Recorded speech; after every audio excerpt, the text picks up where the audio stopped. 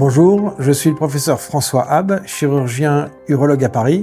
Aujourd'hui, nous allons parler d'un sujet lié à l'incontinence urinaire. L'incontinence urinaire peut-elle être le signe avant-coureur d'une maladie? Pensez à vous abonner à cette chaîne YouTube pour avoir accès à l'ensemble de nos contenus.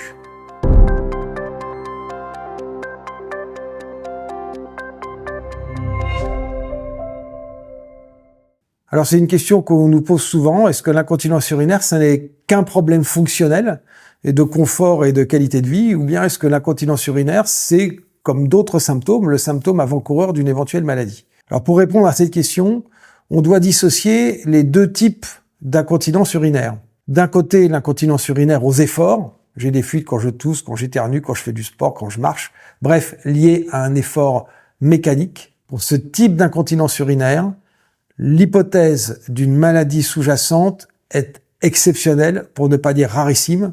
Et je dois dire que dans ma carrière, ça fait plus de 30 ans que je m'occupe de ces sujets, j'ai dû voir une fois une patiente qui avait une petite compression au niveau du dos et qui expliquait ce symptôme. Tout ça pour dire que l'incontinence aux efforts, c'est un problème à prendre en charge en tant que tel, mais qui ne pose pas tellement de problèmes sur le plan diagnostique. En revanche, le deuxième type d'incontinence urinaire, que l'on appelle l'incontinence par hyperactivité vésicale, et qui se caractérise par la survenue d'envies pressantes, intempestives.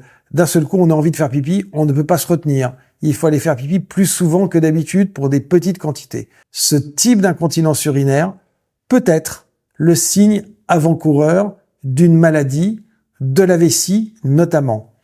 Quel type de maladie? Un polype de la vessie peut se manifester pour la première fois, avant même d'avoir un saignement, par ces manifestations d'hyperactivité vésicale. Alors, qu'est-ce qui doit alerter? Qu'est-ce qui fait que vous, patiente, vous allez consulter, ou patient, puisque ce problème concerne aussi bien les femmes que les hommes, plus rapidement?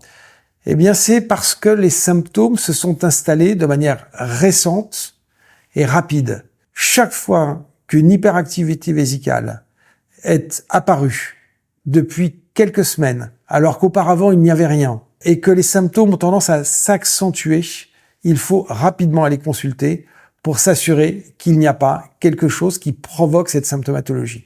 À l'inverse, bien sûr, si vous souffrez de ces symptômes depuis des années, que finalement c'est fluctuant, il y a des jours avec, il y a des jours sans, mais qu'il n'y a pas véritablement d'aggravation, que vous n'êtes pas capable de dater le début des symptômes en disant « bon oui, j'ai ça, mais alors quand est-ce que ça a commencé il y a peut-être 2 ans, 3 ans, 5 ans, 10 ans ?» Alors là, on peut rassurer, il n'y a pas de maladie grave qui évolue pendant 5 ans sans donner d'autres signes. Mais en revanche, je le redis parce que c'est important, si les symptômes sont d'installation récente, que vous êtes capable de dater le début des symptômes et que ceci continue à s'accentuer, alors il faut consulter et votre médecin fera rapidement les examens qui sont pas forcément compliqués.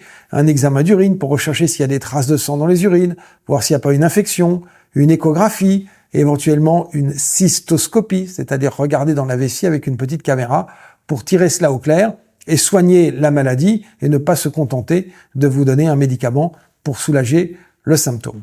Merci de votre attention. Je vous encourage à regarder une vidéo de mon confrère, le docteur Sébastien Dominique, qui traite précisément des examens à faire lorsqu'il y a ce que l'on appelle une hématurie microscopique, c'est-à-dire des traces de sang dans les urines. Je vous remercie. À bientôt.